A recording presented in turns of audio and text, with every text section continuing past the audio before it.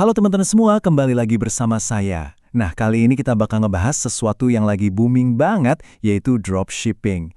Banyak banget yang nanya, ini sebenarnya halal nggak sih? Yuk kita kupas tuntas, biar nggak ada lagi keraguan. Ini dia nih, pertanyaan besarnya. Jualan, tapi barangnya nggak kita pegang, bahkan mungkin belum kita beli. Kedengarannya agak aneh ya. Gimana hukumnya dalam Islam? Nah, ini akan kita cari tahu jawabannya bareng-bareng. Oke, sebelum kita jauh-jauh ngomongin halal haram, kita harus samakan persepsi dulu. Sebenarnya, apa sih dropshipping itu? Gimana sih cara kerjanya? Yuk kita pahami dulu konsep dasarnya. Jadi, intinya begini. Anda punya toko online, tapi Anda nggak punya stok barang sama sekali. Sama sekali. Saat ada yang beli, Anda baru pesan barang itu dari pemasok, dan minta pemasoknya langsung kirim ke alamat pembeli. Anda sebagai penjual, sama sekali nggak pegang barangnya. Nah, ini yang sering disebut skema segitiga. Alurnya simpel banget kan? Pembeli transfer uang ke Anda, terus Anda ambil untungnya, sisanya Anda transfer ke pemasok plus ongkos kirim. Setelah itu, pemasok yang urus semuanya, langsung kirim barang ke pembeli. Kelihatannya praktis banget ya. Nah, ini dia yang sering orang nggak tahu. Ternyata, di lapangan itu ada dua model utama dropshipping. Dan cara Anda dapat uang dari dua model ini beda banget. Perbedaan inilah yang jadi penentu status hukumnya dalam Islam. Oke, kita lihat bedanya. Di model pertama, Anda bebas nentuin harga jual. Misalnya harga dari pemasok 100.000, Anda bisa jual 150.000. Keuntungan 50.000 itu buat Anda. Nah, kalau model kedua, harga jual sudah ditentuin pemasok. Anda di sini cuma bantu jualin. Dan sebagai imbalannya, Anda dapat komisi atau fee per penjualan. Beda banget kan perannya? Oke, mari kita fokus dulu ke model yang pertama. Ini model yang paling umum, paling banyak dipakai. Tapi dari kacamata syariah, ini juga yang paling problematis. Kenapa? Yuk kita bedah. Ini dia landasan utamanya. Ada sebuah hadis yang sangat terkenal dari Nabi Muhammad SAW yang artinya, janganlah engkau menjual sesuatu yang tidak engkau miliki. Jelas banget kan? Prinsip ini jadi inti dari semua perdebatan soal dropshipping. Jadi langsung ke intinya ya, dengan model pertama ini, di mana Anda bertindak sebagai penjual barang yang belum Anda miliki, hukum asalnya adalah tidak diperbolehkan. Kenapa? Ya karena ini secara langsung bertentangan dengan prinsip menjual barang yang tidak dimiliki tadi. Akad jual belinya dianggap tidak sah. Tapi tunggu dulu, jangan langsung pesimis. Bukan berarti model ini haram mutlak dan gak ada jalan keluar. Ada solusinya kok. Caranya adalah dengan mengubah jenis kontrak atau akadnya dari jual beli biasa menjadi akad yang lebih spesifik, yaitu akad salam. Apa sih akad salam itu? Gampangnya, anggap saja ini kayak sistem pre-order yang syar'i. Pembeli bayar lunas di depan untuk barang yang spesifikasinya super jelas dan barangnya akan dikirimkan nanti. Akad ini memang dirancang untuk transaksi semacam ini, tapi ada syarat-syaratnya yang sangat ketat. Oke, ada 3 syarat penting. Pertama, pembeli harus bayar lunas di awal, gak bisa pakai DP. Kedua, spesifikasi barang harus super detail dan jelas. Nah, yang ketiga, ini nih yang paling krusial dan mengubah segalanya. Anda sebagai penjual wajib menerima barangnya dulu. Jadi barang dari pemasok harus dikirim ke Anda dulu, baru dari Anda dikirim ke pembeli.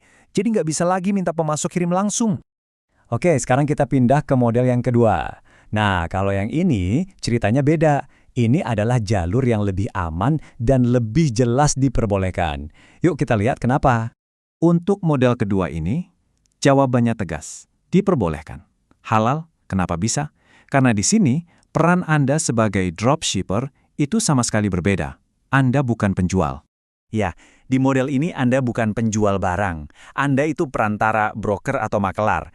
Nah, dalam istilah fikih, peran ini disebut simsar. Karena Anda bukan penjual, akad yang dipakai juga bukan jual beli, melainkan akad perantara atau keagenan yang disebut akad samsara. Jadi posisinya jelas banget. Anda itu penyedia jasa. Jasanya apa? Jasa pemasaran, membantu pemasok menemukan pembeli. Atas jasa Anda itulah Anda dapat komisi. Anda sama sekali nggak pernah mengklaim kalau barang itu milik Anda. Aturan mainnya berpusat pada satu hal, transparansi. Pembeli harus tahu siapa penjual aslinya. Artinya, paket harus dikirim atas nama pemasok, bukan nama toko Anda. Semua urusan garansi, komplain, atau kalau barangnya cacat, itu jadi tanggung jawab pemasok. Anda murni sebagai perantara. Nah, setelah kita paham dua model tadi, ceritanya belum selesai loh. Ada satu lapisan lagi yang perlu kita perhatikan. Karena ternyata jenis barang yang Anda jual itu bisa mengubah aturannya. Ada kategori barang khusus yang peraturannya lebih ketat lagi. Ini pertanyaan penting, karena barang-barang ini kan juga sering dijual online. Gimana ceritanya kalau yang kita dropship itu emas, perak, atau bahkan bahan makanan pokok seperti beras dan kurma? Nah, barang-barang ini masuk kategori barang ribawi dan aturannya beda lagi. Untuk barang ribawi kayak emas, perak, dan mata uang, aturan umumnya sangat ketat.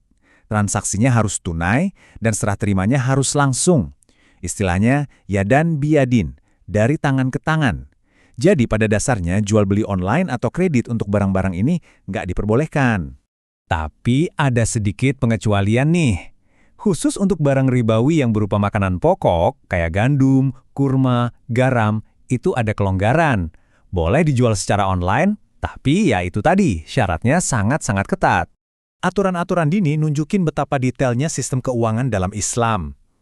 Kalau mau jual online makanan ribawi, bisa pakai akad salam tadi, bayar lunas di muka. Atau kalau mau kredit, harus ada barang jaminan. Kalau nggak ada jaminan, ya cuma boleh kalau kedua belah pihak udah saling kenal dan percaya. Semuanya diatur biar adil. Oke, mungkin ada yang mulai pusing dengan semua detail ini. Tenang, tenang. Untuk mempermudah, mari kita rangkum semua pembahasan tadi ke dalam sebuah checklist atau daftar periksa yang sederhana. Anggap ini contekan buat bisnis Anda. Ini dia rangkuman akhirnya. Kalau Anda yang menentukan harga, artinya peran Anda adalah penjual. Akad yang harus dipakai adalah akad salam, dan aturan utamanya adalah barang harus lewat tangan Anda dulu.